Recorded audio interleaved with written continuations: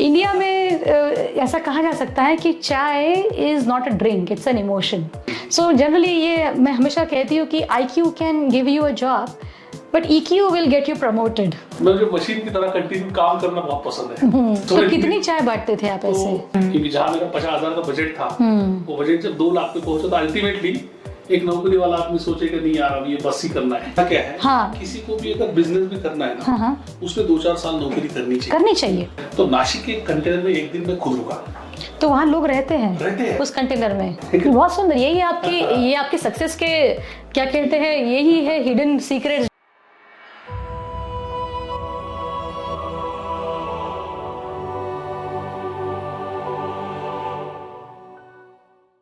हमारे इस EI corridor with guest का नाम है प्रदीप कुलकर्णी जी। इंडिया में प्रदीप जी, चाय ऐसी चीज़ है कि चाहे जो अवसर हो, जो ओकेजन हो, मीटिंग हो, शादी ब्याह हो, किसी को मिलना हो, कुछ भी हो, तो हम चाय के बिना वो चीज़ सोच नहीं सकते। सही है, बिल्कुल सही है। इंडिया में ऐसा कहा जा सकता है कि चाय is not a drink, it's an emotion. और हमारा जो ये EI कॉरिडोर है, इसका फुल फॉर्म है इमोशनल इंटेलिजेंस। तो इमोशनल इंटेलिजेंस में भी इमोशन का बहुत मतलब क्या पूरा का पूरा इमोशन का ही कॉन्सेप्ट है। इवन हमारा अभी टैगलाइन है, हाँ, सो 1 कप मेनी स्टोरीज। अरे वाह, क्या बात है। चाय भी बहुत सारी स्टोरीज बनती है, क्या बात है। वो सीरीज भी हमारी आ रही है। बहुत सुंदर। तो ये चाय पे हमारी जो आज चर्चा है, लेकिन आज हम लोग चाय के बारे में बात नहीं करेंगे, आज हम महा चाय के बारे में बात करेंगे। जरूर। और महा चाय के जो ओनर है, जिन्होंने महा चाय कॉन्सेप्ट ये पहले हम अपने दिमाग में सोचा और उसको रियलिटी में लाया, वो सामने हमारे आज है Pradeep Kulkarni. Thank you so much. और इस EI कॉरिडोर में आपका बहुत बहुत स्वागत है। Thank you so much. For the audience sake हम थोड़ा इसके बारे में बता दें कि हम चर्चा करेंगे कि ये बिजनेस हम जब करते हैं, आपको पता ही है, आप IMT नागपुर में आए थे, हमारे बच्चों से आपने बात की थी, एक बड़ा सेशन हुआ था, बच्चों को बहुत पसंद आया था। मुझे भी अच्छा लगा आपके साथ, बच्चों के साथ कुछ समय बिताना उस समय। क्या बात है, थैंक यू वेरी मच। और आप हमेशा IMT नागपुर आते रहिए और बच्चों से बात करते रहिए। तो ये जो जब हमारे यहाँ भी आए थे और बच्चों को बड़ा अच्छा लगा था कि इन्होंने कैसे सोच ये जो थी इनके दिमाग में कि एक चाय का आउटलेट शुरू करते हैं और उसको इतना बड़ा करते हैं, और किस तरह से उन्होंने ये काम किया, ये जब उन्होंने बताया तो बच्चे बहुत ज़्यादा खुश हो गए और उनको बहुत प्रोत्साहन मिला, मोटिवेशन मिला। तभी मैंने सोचा कि it's a great idea, why not talk little more on the journey and how you conceived Maha Chai and how have you taken this Maha Chai to real Maha levels, okay, from wherever you started. तो आज हम चर्चा करेंगे इसके बारे में, और इस चर्चा में हम थोड़ा एम्फसाइज करेंगे इमोशंस के ऊपर। जी जरूर। मैं कोशिश करूंगी कि उसका बैकग्राउंड ऑफ जो लिटरेचर है इमोशनल इंटेलिजेंस का, वो थोड़ा सा कनेक्ट हम लोग कर सके अगर आपके काम के साथ। तो जो ये ऑडियंस देखेगी इस पॉडकास्ट को, तो उनको ये समझ में आएगा कि EQ जो कॉन्सेप्ट है, इमोशनल कोशेंट जो कॉन्सेप्ट है, ये कितना अनिवार्य, कितना इम्पॉर्टेंट, क्रूशियल कॉर्नर स्टोन है सक्सेस के लिए। क्योंकि जनरली हम क्या कहते हैं, आप प्रदीप जी आप भी अग्री करेंगे कि हम लोग IQ पे बहुत ज़्यादा स्ट्रेस करते हैं। सही बात है। इंटेलिजेंस कोशेंट ना, इंटेलिजेंस के बिना तो कुछ वैसे भी नहीं हो सकता, ये इस पे कोई हम लोग दोहराए नहीं है, इस पे कोई दुमत नहीं हो सकता है, कोई डाउट नहीं है। लेकिन केवल IQ के भरोसे आप जिंदगी में बहुत बड़े काम नहीं कर सकते हैं। जी सही बात है। इन्फ्लुएंस नहीं कर सकते हैं, सक्सेसफुल नहीं हो सकते हैं। सो जनरली ये मैं हमेशा कहती हूँ कि IQ can give you a job but EQ will get you promoted. Absolutely true. Correct. EQ will take you places, and even if you're starting your own job, I mean if you're creating a job for yourself as an entrepreneur, फिर तो इसके मायने और ज़्यादा बढ़ जाते हैं, क्योंकि आपको खुद के इमोशंस भी मैनेज करना है और अपनी सारी टीम को आपको लेके चलना है। तो हम स्टेप बाय स्टेप इस पे आएंगे। शुरुआत में आप ज़रूर हमको पहले बताइए कि इसकी शुरुआत की स्टोरी बहुत सुंदर है। तो ये कॉन्वर्सेशन में पहले आप हमको इस कहानी के बारे में थोड़ा बताइए कि कहाँ से शुरू हुआ। जी, प्रीवियसली जैसे हमसे हमारी एक बार बातचीत भी हुई थी। सो आई वाज इन कॉर्पोरेट। तो कॉर्पोरेट में अच्छा खासा लाइफ था। तगड़ी मोटी सैलरी मिलती थी, 8-10 घंटे का काम हुआ करता था, और सालाना करीब 200 बार मेरा फ्लाइट ट्रैवल हुआ करता था। क्या बात है। मतलब जब मैंने जॉब चालू किया था तब मुझे जो ड्रीम लेवल चाहिए था वो ड्रीम लेवल में मैं था, देखा जाए तो। मतलब आप सोचो, आप 5 स्टार में रुक रहे हो, आपका बिल्कुल फ्लाइट से ट्रैवल हो रहा है, आपको लग्जरी है, आप 4-5 स्टेट्स के हेड हो, क्या बात है। ऐसी पोजीशंस में मैं था। बट समहाउ आप जानते हैं कि कोविड में कुछ लोगों के जीवन में बहुत ज्यादा बदलाव किया, किसी के जीवन में अच्छे भी हुए, किसी के जीवन में खराब भी हुए, दोनों तरफ से। अब कोविड में क्या था, ऑलमोस्ट 1.5-2 साल कोविड चला। अब मुझे कंटिन्यू, मेरा एक प्रॉब्लम है। प्रॉब्लम क्या है, मुझे मशीन की तरह कंटिन्यू काम करना बहुत पसंद है। कोविड में करे तो क्या करें। सो इसीलिए हमने चलो सोचा, पैसा तो आ रहा है, सैलरी आ रही है, सब चीजें अच्छी चल रही है, 5-50 हजार रुपए खर्चा करते हैं, सोशल कॉस्ट करते हैं। अच्छा। और उस समय हमने ये सोचा कि हम इसको जो भी वॉरियर्स हैं या फिर रास्ते से आने जाने वाले लोग हैं उनको फ्री चाय डिलीवरी देंगे। क्या बात है। और 2-3 लोगों के साथ मिलके, दोस्तों के साथ, चलो यार करते हैं सब लोग। तो कितनी चाय बांटते थे आप ऐसे? तो आप सोचो, दिखा जाए तो रोज की आप ये मान लो कि 1000 चाय, 1000 कप चाय, 500 चाय, 300 चाय, शुरुआत में धीरे धीरे। पर जैसे जैसे 1000 चाय तक पहुंची, कुछ दिनों बाद 2-3 महीने, मुझे लगा कि ये तो बहुत ड्रीम कॉस्टली हो रही है। क्योंकि जहां मेरा 50,000 का बजट था, वो बजट जब 2 लाख पे पहुंचा तो अल्टीमेटली एक नौकरी वाला आदमी सोचेगा नहीं यार अब ये बस ही करना है। सही बात है, ये तो बहुत ज्यादा आपने वैसे ही आपने कर लिया था 2 लाख। तो that time we have decided we have to stop this. But ultimately जब लोगों से बातचीत हो रही थी तो लोगों ने बोला आप तो फ्री पिला रहे इसलिए हम पी रहे, so you may monetize this. और हमने इसको जब सेल करना चालू कर दिया तो वी आर प्रॉफिटेबल। और धीरे धीरे करके ऐसे मुझे लगा कि ये बिजनेस हो सकता है। तो कहा आपने कैसे पहला शॉप आपने खड़ा किया या क्या किया? पहला एक फ्रेंचाइजी हमने खड़ा किया। अच्छा। तो ऐसे ही चलता था। पहला फ्रेंचाइजी हमने बुल्डाना महाराष्ट्र से स्टार्ट किया। ओके। जो कि एक्चुअल कमर्शियल फ्रेंचाइजी था। और फिर धीरे धीरे करके कोविड में हमने 15-20 फ्रेंचाइजी सेल की। क्या बात है। और बाय डिफॉल्ट सारी चीजें जुड़ती गई। कोविड में बहुत सारे लोग खाली थे, मुझे लोग भी मिलते गए, इकोनॉमिकल रेंज में लोग मिलते गए। अपने फ्लैट से हमने ऑफिस चालू किया। फिर धीरे धीरे करके ऑफिस बढ़ा, काम बढ़ा, और आज हम लोग भारत में करीबन 125 लोकेशंस पे अवेलेबल है। 125 locations in India. Yes yes. Wow. In the matter of 4 years? Yes yes, in the matter of 4 years. और ऑलमोस्ट 15 स्टेट्स कवर करते हैं। क्या बात है। हम लोग कर्नाटका में हैं, हम लोग आसाम में हैं, हम लोग एमपी में हैं, छत्तीसगढ़ में हैं, हम लोग झांसी वगैरह उत्तर प्रदेश में हैं, दिल्ली में है, हरियाणा में है, जम्मू कश्मीर में है, पंजाब में है। क्या बात है। वंडरफुल। कुल मिला के ये अच्छी चीज है कि जो स्टोरी है चाय की ये पूरे पैन इंडिया में जा रही है। और मुझे लगता है ये चाय एक ऐसी चीज है ना कि डे टू डे रूटीन की चीज है। और चाय के साथ हम लोग जो बाकी लोगों की छोटी मोटी नीड्स है वो भी मुहैया कराते हैं, जैसे हल्के फुल्के स्नैक्स वगैरह, ये सब चीजें का कॉम्बिनेशन। और भारत अपने आप में बहुत बड़ा देश है। पर प्रदीप जी, हम इसमें आगे बात करें इसके पहले मैं ये जानना चाहूंगी कि आपका इतना अच्छा जॉब था, आप कह रहे थे कोविड में भी सैलरी मिल रही थी। जी। मतलब ऐसा नहीं था कि नौकरी चली गई अब क्या करे तो अब कुछ करे, ऐसा नहीं था। ऐसा तो बिल्कुल नहीं, ऐसा नहीं था। हाँ, क्योंकि ऐसा लग सकता है लोगों को, तो ये हमने क्लियर करना चाहिए। तो एक कंफर्ट जोन में होने के बावजूद आपने ये डिसीजन लिया कि अब मुझे कुछ और करना है, खुद का करना है। और फिर आपने इस चीज को शुरुआत की। बढ़िया। तो ये जो पीरियड रहा होगा कि नौकरी छोड़ी है और फिर हम हमारा बिजनेस खड़ा कर रहे हैं, इसमें थोड़ा इमोशनल आपका टर्ब्यूलेंस कुछ हुआ क्या या क्या था? देखो, अल्टीमेटली वी आर ह्यूमन। सो जो ये ट्रांजिशन पीरियड होता है ना, आप देखो एक नौकरी चल रही है, आपका पूरा लग्जरी लाइफ चल रहा है, आप सडनली आप एक बिल्कुल चाय के बिजनेस में आ जाते हो। आप ये बिजनेस देख तो लोग आपका मजाक उड़ाएंगे ये तो क्या कर रहा है, ऐसा होता है ना, ये चाय का बिजनेस। हाँ, मतलब यू वर व्हाट। बट वो लोगों को ये नहीं पता है कि चाय का बिजनेस भी हम लोग वो लेवल पे करना चाहते हैं। मतलब नॉट ओनली वन शॉप, हम चाहते हैं कि भारत के हर एक व्यक्ति को एक अच्छी साफ सुथरी हाइजीनिक चाय और स्नैक्स दे। मतलब हम लोग इस विजन के साथ आगे बढ़े थे। बट जब तक हम लोग इस विजन के रास्ते में एक लेवल तक नहीं पहुंचते, लोगों को कि विजन पता नहीं। बिल्कुल बिल्कुल। दे आर थिंकिंग सिमिलर कि जैसे चाय ऐसा सोचते हैं। उनकी भी बात बराबर है।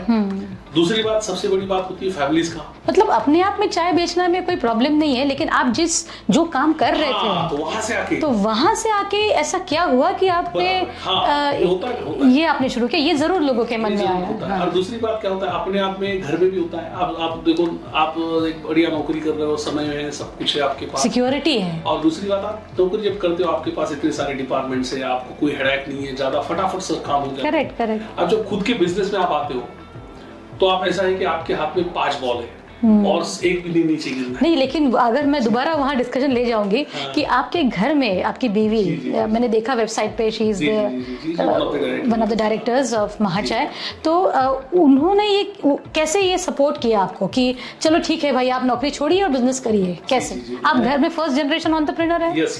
सो मैं मानता हूँ कि I am the lucky one. Okay so in my life, क्योंकि उसने क्या है, एक ही बात हमारा डिस्कशन हुआ इमोशनली। मैंने बोला, देख कीर्ति, तेरा मेरे पे ट्रस्ट है, तो ट्रस्ट है ना, तो तू ट्रस्ट कर 100%। मतलब ट्रस्ट में 99.9 नहीं होना चाहिए, होना चाहिए तो 100%। नहीं तो नहीं, सही बात। ठीक है, जब सपोज मानो दुनिया से आदमी लड़ सकता है, बट घर का आदमी अगर आके घर में रोज अरे यार ये क्या कर रहे हैं, ऐसा होता है ना, तो उस टाइम वो मेरे साथ स्टूड थी और उसने बोला ठीक है, व्हाटएवर आप करते हो, मैं आपके साथ ही हूँ, कोई प्रॉब्लम नहीं है। और ऐसे भी एक अच्छी चीज है कि दूसरा एक अच्छी चीज है मेरा खुद का खर्चा बहुत कम है। मैं प्योर वेजिटेरियन हूँ, नॉन अल्कोहलिक हूँ, नो टोबैको, नो कुछ ऐसा खर्चा ही नहीं है। तो हमने बहुत बढ़िया एक चीज़ अभी बोली है, और ये पता है हम लोग कहाँ बात करते हैं इसके बारे में, सेल्फ अवेयरनेस करके कॉन्सेप्ट है इमोशनल इंटेलिजेंस में। शुरुआत ही उससे होती है, सेल्फ अवेयरनेस से। तो उसमें ये चीज़ बहुत इंपॉर्टेंट है कि अपने बारे में, अपने इमोशंस के बारे में, अपने बारे में और अपनी स्ट्रेंथ्स और वीकनेसेस के बारे में आपको पूरी तरह से जानकारी होनी चाहिए। अब पूरी तरह से तो खैर टेक्निकली वो थियोरेटिकली हो सकती है, पर प्रैक्टिकली पूरी तरह से ना भी हो तभी काफ़ी हद तक आपको अपने बारे में जानकारी होनी चाहिए। तो जैसे आपने कहा कि आपने अपनी ज़रूरतें पहले बहुत कम कर दी थी, और थी नहीं, मतलब ये कम नहीं, पहले से ऐसा था। मेरा आज भी अगर देखा जाए तो मेरा लाइफ है 30,000 रुपये महीने में चल जाएगा, ऐसे ये इतना हल्का फुल्का जीवन है, कोई एक्सपेंसेस नहीं। मैं वही बोलूँ ना, हम 2-4 लोग घर में, 3 लोग हैं, मेरा बेटा है, वाइफ है, मैं हूँ। हम लोगों का खर्चा क्या है, 20-30,000 रुपए महीने घर खुद का है। तो एक वेजिटेरियन आदमी को 10,000 से ऊपर खाने पीने को लगता नहीं है। बाकी आपकी कोई लाइब्रेरीज हमने बहुत सारी कम कर दी थी ऑलरेडी, ज्यादा कोई लाइब्रेरीज नहीं थी, थोड़ी बहुत सेविंग भी थी। और सबसे बड़ी बात क्या होता है, अब हमें ये पता है कि मुझे 30-40,000 रुपए जो खर्चा आने वाला है, मैं कितना भी गिर जाऊं, मुझे मार्केट में कभी ऐसा नहीं होगा कि उस लेवल की नौकरी नहीं मिलेगी, सही बात, कि जहां से मुझे 50,000 भी नहीं आएगा। तो इसलिए मुझे लगता है कि मुझे लगता नहीं कि बहुत ज्यादा रिस्क भी थी। तो आपने अगर ये पॉडकास्ट अगर बच्चे सुन रहे हैं जो अभी करियर करने को MBA कर रहे हैं और करियर आगे अपना शुरू करेंगे, शायद एक बड़ा टेक अवे यहाँ आया है आपकी बातों से कि अगर आप फर्स्ट जनरेशन हैं, अगर आपके पास बहुत ज़्यादा बैकअप नहीं है, मतलब जैसे ना जिनके घर में ऑलरेडी बिजनेस है, जैसे आपके बेटे के लिए थोड़ा इजी जाएगा, ऐसा हम लोग एक्सपेक्ट कर सकते हैं, सही है। पर आपके लिए वैसा नहीं था। तो जो फर्स्ट जनरेशन एंटरप्रेन्योर्स होना चाहते हैं, वो थोड़ा इस मुकाम पे पहुंच जाए कम से कम, कि थोड़ा आपने सेविंग कर लिया पहले से, आप ये सोच रखिए अपने दिमाग में कि मुझे कल परसों नरसों कभी ना कभी अपना खुद का व्यवसाय करना है, और आज से मैं अपने इस तरह से अपना व्यवहार, अपनी नीड्स, क्या है, हाँ, किसी को भी अगर बिजनेस भी करना है ना, उसमें 2-4 साल नौकरी करनी चाहिए। तो उसको सारे डिपार्टमेंट करनी भी पड़ती है। पता चलता है। दूसरा, एक काम करने का तजुर्बा भी आता है। मेरा मानना है कि आज भी सपोज मानो मैं 600 लोगों के साथ काम करता हूँ, तो या 600 लोगों के बीच काम करता हूँ, तो ये कहीं ना कहीं तजुर्बा है कि इससे पहले भी मैंने 400 लोगों के बीच काम किया है। Correct. तो आपको लोगों के साथ काम करने का, आप देखो घर में 4 लोगों के झगड़े होते हैं, अब यहाँ 600 लोगों के बीच आपको सबको मैनेज करके चलना है। तो ये कहीं ना कहीं मैनेजमेंट जो है ना, अगर आपने नौकरी की है, आपने अलग अलग लोगों के साथ काम किया है, तो आपको, मुझे लगता है, आसानी वाला काम हो जाता है। और वही अगर आप डायरेक्टली आप जाओगे तो आपको हर मतलब सीखने में आपका समय जाता है, आपका ट्रायल एरर में जाएगा, आपकी मिस्टेक्स बड़ी और स्टेक बढ़ जाएंगे आपके। अभी ये जो आपने बात की प्रदीप जी, लोगों के साथ वाली जो बात है, इसमें एक कंपोनेंट आता है इमोशनल इंटेलिजेंस में, सोशल स्किल्स, या सोशली आप कैसे कनेक्ट करते हो लोगों को, कितना समझ सकते हो, कितना अच्छे से खुद को उनके साथ डील कर सकते हो। इसमें कुछ हमको एक्सपीरियंसेस बताइए कि जब शुरुआती दौर में आपने बिजनेस शुरू किया, तो क्या क्या अनुभव, ऐसा कोई अनुभव आपके दिमाग में आ रहा है जो आप शेयर करना चाहेंगे? मेरा मानना क्या है, बिजनेस हो या जॉब हो, लोग है ना थोड़ा बहुत पैसा कम ज्यादा भी रहा तो चलता है। लोग इमोशनली कनेक्ट अगर है ना, वो कुछ भी कर सकते हैं ऑर्गेनाइजेशन के लिए। कोई बताइए किस्सा। मतलब ऐसा मैं नहीं बोल सकता हूँ कि सिर्फ लोग पैसे के लिए काम कर रहे हैं। Very true. कुछ लोग रिस्पेक्ट के लिए काम कर रहे हैं, कुछ लोग पैशन के लिए काम कर रहे हैं, कुछ लोग इमोशंस के लिए काम कर रहे हैं।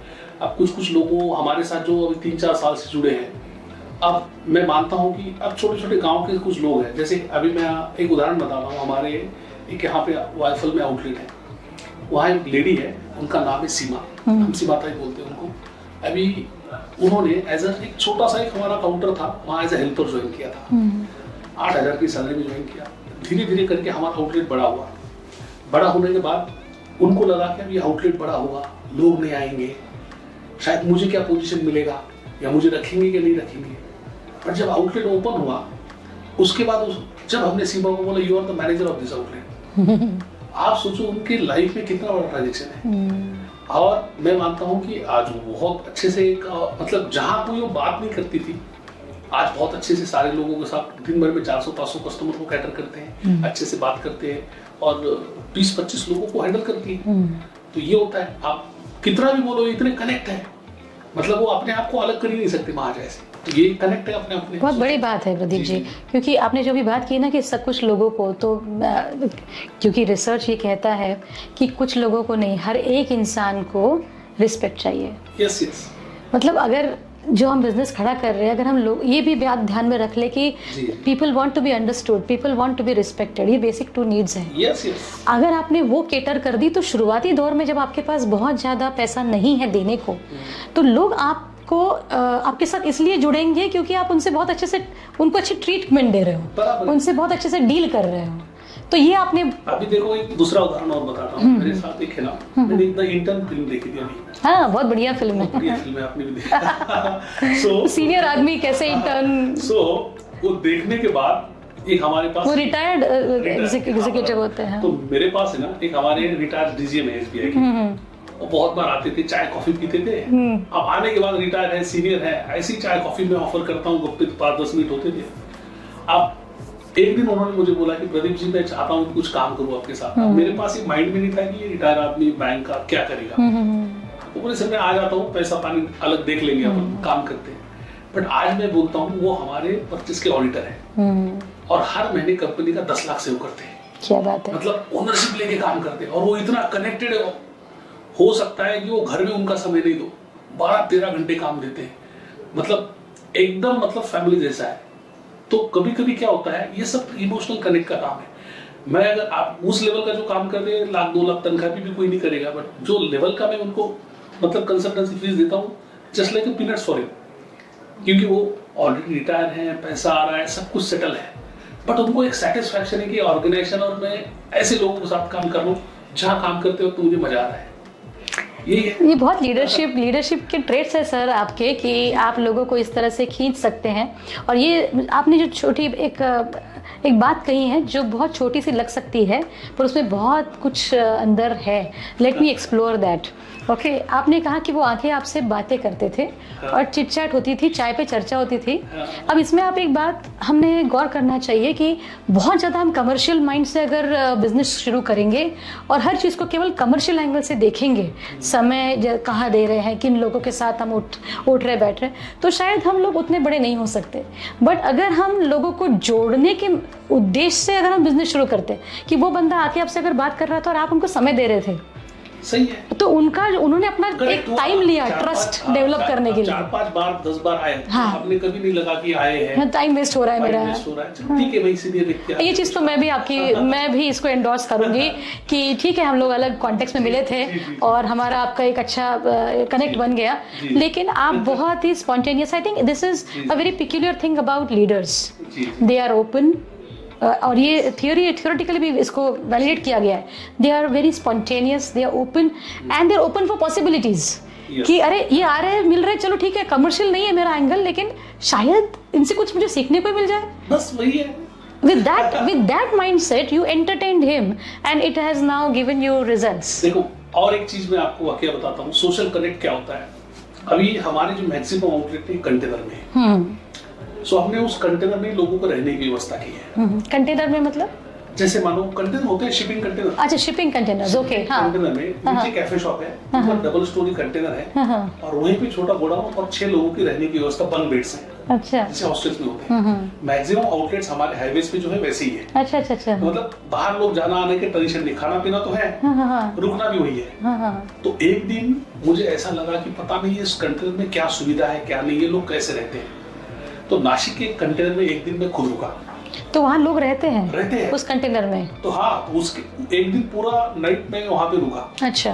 मैं ये देखने के लिए कि ये लोग क्या हालत में रहते हैं, इनको क्या। तो मुझे ये समझ में आया कि यहाँ जो है हमें थोड़ा और कूलिंग की आवश्यकता है। मुझे ये समझ में आया कि यहाँ जो किचन से हमारा वो थोड़ा सा हीट होता है, तो उसको हीट कैसे कम किया जाए। और उसके बाद अभी रिसेंटली हमने जो कंटेनर हमारे डिजाइन टीम के साथ डिजाइन किया, उसमें हमने नॉर्मल टेम्परेचर से 12-15 डिग्री टेम्परेचर कम किया। हमने डक्टिंग लगाया वहाँ पे, मतलब उनको इन्वायरमेंट अच्छा दिया। ऊपर भी हमने जहाँ वो सोते हैं तो वहाँ पे भी हमने कूलिंग सिस्टम्स लगाया। इवन उनको हमने देखा कि बैग रखने के लिए जगह नहीं थी, वो जगह हमने वहाँ पे दे दी है। तो छोटी छोटी चीजें थी, तो मुझे लगा कि मैं अगर यहाँ पे हूँ तो ये चीजें मुझे नोट हुआ। क्या बात है। और जगह तो अब उससे क्या हुआ, लोगों को एक चीज लगी कि नहीं यार, हमारे तो फाउंडर मेरे साथ रुके हैं। अब दूसरा इम्पैक्ट ये भी हुआ कि बहुत सारे लोग जो है ये छोटा बड़ा देखते हैं ये सब चीजें, तो अभी बहुत सारे हमारे मीडियम्स हैं, अब उन लोगों को भी ये समझ में आया कि नहीं, हमारे जो फाउंडर एक दिन कंटेनर में घुस सकते हैं, तो क्या दिक्कत है। सर बहुत बड़ी बात है ये प्रदीप जी, इसको एम्पैथी कहते हैं, जो आपने कर दिखाई कि दूसरे के माध्यम से, दूसरे के हिसाब से सोचना, उसकी जगह पे जाके लिटरली आप उसकी जगह जाके रह के। सो ये हम लोग केवल डेफिनेशन पढ़ाते हैं कि putting yourself in somebody else's shoes, empathise करना। आप लिटरली उसके शूज में जाके you been able to understand कि उसके चैलेंजेस क्या है। I think this is a very big learning. हाँ, फिर हमने उसको और इन्वॉल्वमेंट अच्छा किया। उधर हमने अभी एक ऑडियो विजुअल मतलब संगीत लगाया, वो लोगों को रेडियो चलाया, हमने खुद का एक रेडियो चैनल इंटरनेट क्रिएट किया, 24/7 उनका सॉन्ग्स मिलते हैं सब कुछ। तो थोड़ा सा हैप्पी मोमेंट कैसे हो, देखो क्या होता है, कोई ग्राउंड लेवल पे सही वॉरियर्स हमारे लिए वही है जो आखिरी का व्यक्ति है। Very true. तो उसको अब हो सकता है कि बहुत ज्यादा कंफर्ट में नहीं दे सकता हूँ, बट जितना दे सकता हूँ उतना मेरा काम बनता है कि कोशिश करें। बहुत सुंदर, यही आपकी सक्सेस के क्या कहते हैं, यही है हिडन सीक्रेट्स जो आप हमारे साथ और हमारे दर्शकों के साथ आप शेयर कर रहे हैं। I think this is what it is making Mahachai real महा, you know, for that matter. ये महाकुंभ का थोड़ा बताइए अभी आपका जो उसमें योगदान रहा है। बड़ी अपॉर्चुनिटी मिली हमें कि वर्ल्ड्स लार्जेस्ट गैदरिंग जो है, तो वहाँ हमें शिरकत करने का मौका मिला। हमने ऑफिशियली टेंडर्स मिले थे, हमें 3 आउटलेट्स हमारे वहाँ पे थे, और महाकुंभ में हमने करीबन 2 करोड़ की चाय बेची। क्या बात है, वंडरफुल। और चाय सेल करने के साथ साथ हमारा जो एक्सपीरियंस था ना, वहाँ पे एक अमेजिंग एक्सपीरियंस था। लोग आ रहे हैं, और सबसे बड़ी बात क्या है, हमने चाय की क्वालिटी में कोई कॉम्प्रोमाइज नहीं किया। हमें वहाँ पे BBC ने कवर किया, टाइम्स ऑफ इंडिया ने कवर किया, बहुत सारे न्यूज चैनल ने हमें कवर किया, और सारे लोगों ने हमारी चाय को सराहना की थी। क्यों कि हम लोग अपॉर्चुनिटी इसलिए चाय में कॉम्प्रोमाइज नहीं किए, क्योंकि बहुत बार क्या होता है, जैसे हमारा चाय जो बनता है अमूल गोल्ड दूध से बनता है या फिर अच्छी क्वालिटी के दूध से बनता है। अब मैं चाहूँ तो दूध में ज्यादा पानी मिला सकता था, क्योंकि वहाँ तो कस्टमर वन टाइम है। सही बात है, कोई आके फीडबैक नहीं देने वाला। ये पर हमारा 0 कॉम्प्रोमाइज था सारी चीजों में। तो इसलिए लोगों ने काफी सराहना, लोगों ने काफी हमें रिस्पॉन्स दिया, और महाकुंभ अपने आप में एक महा एक्सपीरियंस था हमारे लिए। Brilliant. हमारे लोगों ने काफी मेहनत की, 24/7 वहाँ पे कुछ लोगों ने काम किया। बट जो भी कितनी टीम थी आपकी वहाँ पे? वहाँ पे करीब 80 लोग थे हमारे, 3 काउंटर्स मिला के। फिर भी हम लोग, मतलब मैं मानता हूँ कि हम लोग लोगों को दे नहीं पाए, इतना क्राउड्स वहाँ पे था। और एक अच्छी चीज है कि हमने कोई रेट्स भी एड ऑन नहीं लगाए, सिर्फ जनरल रेट थे, उसी रेट्स में हमने चाय बेची है। फिर भी हमने 2 करोड़ की चाय बेची वहाँ। Very good, wonderful. एक्चुअली ये स्टोरी जब मैंने आपको विष्णु मनोहर जब एक रिकॉर्ड कर रहे थे डोसे का, मुझे लगता है इसको 5-6 महीने हो चुके हैं, 5-6 महीने हुए होंगे। तो उस टाइम पे दोस्त, हम तो विष्णु के लिए वहाँ थे, हम दोस्त हैं, फैमिली फ्रेंड्स हैं, तो हम लोग तो रात दिन उसके साथ जुड़े हुए थे, और उतनी ही शिद्दत से वहाँ चाय मिल रही थी। और तब मैंने देखा कि कौन है, क्या है, कहाँ से चाय आ रही है, और फिर आपके दर्शन हुए, आपसे मुलाकात हुई, और तभी लगा कि इनसे बात होनी चाहिए। क्योंकि कोई कोई लोग होते हैं जिनमें कहानियां होती हैं, केवल बातें नहीं होती है, कहानियां होती है, और आप में बहुत सुंदर कहानी है महाचाय की। इसके बारे में अगर आपको ये कुछ ऐसे बताने हो चीज़ें जो ऑडियंस सुन रही है, तो उनको क्या चीज़ें इंसान में होनी चाहिए बिजनेस के लिए, चाहे आप बिजनेस चाय का करे या किसी और चीज़ का करे, 4 5 6 चीज़ें बताइए जो आपके हिसाब से आपको लगती है। जी। मेरा ये मानना है कि बिजनेस में ना सबसे पहले तो आपकी हॉनेस्टी होनी चाहिए। अगर आप ये सोचेंगे कि मैं बिजनेस ये करूंगा कि मुझे पैसा मिले, दूसरे का कुछ भी हो जाए, तो आपका बिजनेस नहीं चलेगा। हर चीज समझना। तो बिजनेस होना चाहिए वैल्यू फॉर मनी। सपोज मैंने आपको चाय का कप दिया और आपने मुझे पैसे दिए, आपने पिया, आपको भी वैल्यू है, और मैंने पैसे लिए, मुझे भी वैल्यू है। तो ये विन विन सिचुएशन हो जाएगी एज ए कस्टमर के साथ। करेक्ट। दूसरा, सेम चीज होनी चाहिए आपके एम्प्लॉय के साथ भी। आपने एम्प्लॉय ने आपकी तनख्वाह ली, बट उसको भी वैल्यू प्रोपोजिशन होना चाहिए, उसको भी अच्छा लगना चाहिए, उसका भी ग्रोथ प्लान होना चाहिए, उसके लिए भी आगे चलकर जो बेस्ट आप दे सकते हो होना चाहिए। नहीं तो एम्प्लॉय के पास क्या मोटिवेशन है भाई, ये सब चीजें भी उसमें होना चाहिए। दूसरा, मेरा मानना क्या है, फाउंडर का विजन ये बहुत महत्वपूर्ण होता है किसी भी बिजनेस में। आप क्या करना चाहते हो या क्या लेवल पे करना चाहते हो, ये यदि आपकी सोच है। तो कुछ लोग क्या करते हैं, आगे देखेंगे आगे देखेंगे आगे देखेंगे, ऐसा होता है उस समय के साथ धीरे। बट अगर सपोज मानो आपकी सोच ही बड़ी है, तो फिर आपको सारी अपॉर्चुनिटीज वैसे दिखती है, आपको सारा नजारा वैसा दिखता है। मुझे लगता है कि जैसे मैं इस बिजनेस के मामले में देखूंगा, मुझे लगता है कि इंडिया में 1 लाख काउंटर हो सकते हैं, 150 करोड़ जनता है, सब लोग दिन रात चाय कॉफी के अलावा छोटे छोटे स्नैक्स लेते हैं। और आप देखना कि भारत बदल रहा है। भारत को आज की डेट में लोगों की एक कोई भी कस्टमर्स का अगर देखें ना, कस्टमर्स का एक, आप भी कस्टमर्स हैं, हमें क्या चाहिए, एक हाइजीन चाहिए, इकोनॉमिकल चाहिए, वेरी ट्रू, टेस्ट चाहिए, इकोनॉमिकल चाहिए, और आज के डेट में चलो हाथ में कैमरा है तो प्रेजेंटेबल भी चाहिए। हाइजीन आपने बहुत इंपॉर्टेंट चीज कही, वो सबसे पहले चाहिए। जी। सो ये तीनों चीजें हम लोग, इकोनॉमिकल भी, हाइजीन भी, प्रेजेंटेबल भी, करेक्ट, ये देने की कोशिश। क्योंकि फोटो निकाल के फेसबुक पे या किसी पे डालना भी तो है।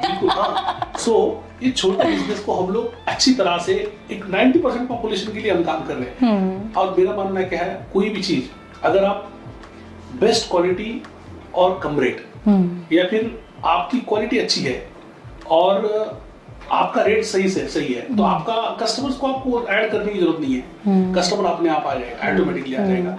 तो सबसे पहला आपका कस्टमर्स आपके साथ होना चाहिए। दूसरा मेरा मानना है कि आपके जो एम्प्लॉइज हैं, जितने लॉन्ग टर्म आपके साथ एम्प्लॉय रुकेंगे, अब एम्प्लॉय रुकेंगे क्यों, इसके लिए आपको काम करना पड़ेगा। करेक्ट। सो जैसे हमने हमारे कुछ टॉप एम्प्लॉइज को हमने ESOPs दिए हैं, कंपनी के शेयर्स इशू किए हैं, सो दैट उनको लगता है ये मेरी कंपनी है। करेक्ट। तो मेरी सेकंड लाइन जो है, वो सब कंपनी के स्टेक होल्डर है एक प्रकार से, तो उनको भी अच्छा लगता है कि ये मेरी कंपनी है। Very true. सो ये अच्छी स्ट्रेटजी है आपने बहुत। जी। तो किसी का भी सपोज एक एम्प्लॉय को अगर उसका ग्रोथ पैदा है, उसको लगता है कि कंपनी बढ़ रही है, उसको लगता है कि नहीं इस कंपनी में हम लोग आगे जा सकते हैं, क्योंकि उसके लिए मोटिवेशन क्या है, उसका प्रमोशंस है, उसको शेयर्स है, उसका ग्रोथ है, उसकी सैलरी इंक्रीमेंट है, उसको बाकी चीजें जो लगती है। और सबसे बड़ी इसके साथ साथ आपकी कंपनी कितना इमोशनल कनेक्ट के साथ काम करवाती है।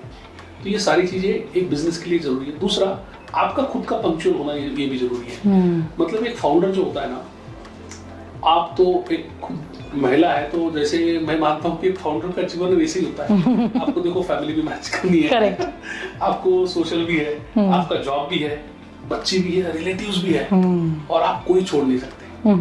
सो सेम फाउंडर्स को क्या होता है, आपकी एम्प्लॉइज भी है, इन्वेस्टर रिलेशनशिप भी है। So founders have to be, let us not create any controversy, but yes they are to be more women like. Okay, I like it.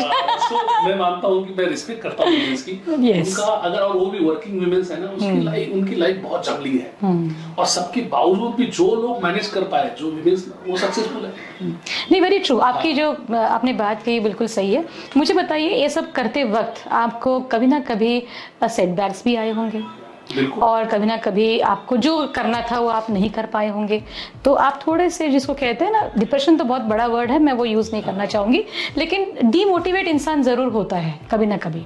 तो आप हुए क्या, और अगर आप होते हैं तो आप अपने आप को कैसे मोटिवेट करते हैं? आपको एक बिल्कुल सच बात बताता हूँ, मेरा एक है ना, जीवन का बिल्कुल सिंपल फंडा है, कोई अगर चीज़ नहीं होती है, मैं उसको 3 गुना ताकत लगाता हूँ करने के लिए। क्या बात है। मैं डिप्रेस होता ही नहीं। अरे वाह। मतलब मेरे साथ रहने वाले लोग बोलते हैं कि जब भी मेरे विपरीत परिस्थिति आती है समझो, तो समझो मैं उसको 4 गुना ताकत लगा दूंगा उस करने के लिए। वंडरफुल। मतलब मैं और एक्टिव हो जाऊंगा। सो इसलिए ये 4 साल में चीजें खराब अच्छी हो सकती है, बट ये है कि मैं कभी डिप्रेस भी नहीं हुआ। मुझे पता है कि ये टेम्पररी चीज है। ये जस्ट देखो, बिजनेस लाइक ड्राइविंग, आप अगर ड्राइव कर रहे हो तो आपको बारिश भी हो सकती है, आपका गड्ढा भी आ सकता है, आपको स्पीड ब्रेकर भी आ सकता है, आपको टोल भी लग सकता है, आपका गाड़ी का टायर भी पंक्चर हो सकता है, आपकी गाड़ी ठुक भी सकती है। तो सेम लाइक बिजनेस। तो अगर आपको ड्राइविंग एंजॉय करनी है तो ये सब कंटिन्यू आपको कंसिडर करना पड़ेगा, ये सब होगा।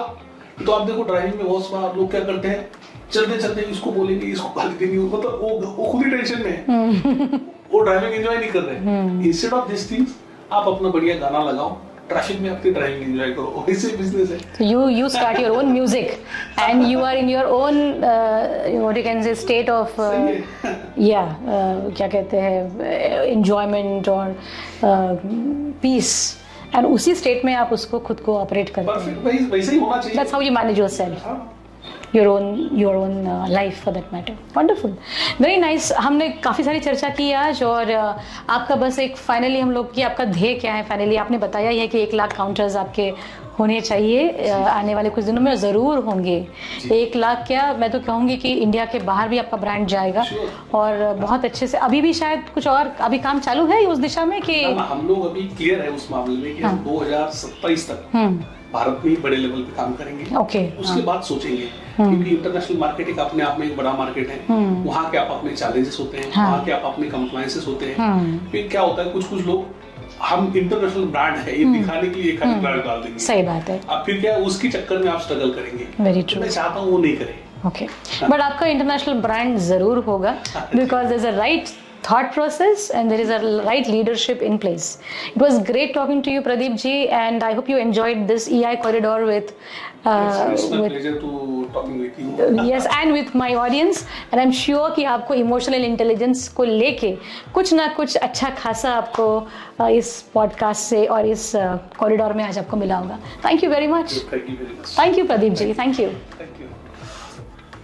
I hope you had great time listening to Mr. Pradeep Kulkarni, the owner of Mahachai. ऐसे ही और पॉडकास्ट के लिए मेरे साथ जुड़े रहिए in my podcast channel named EI Corridor with Smita. Thank you.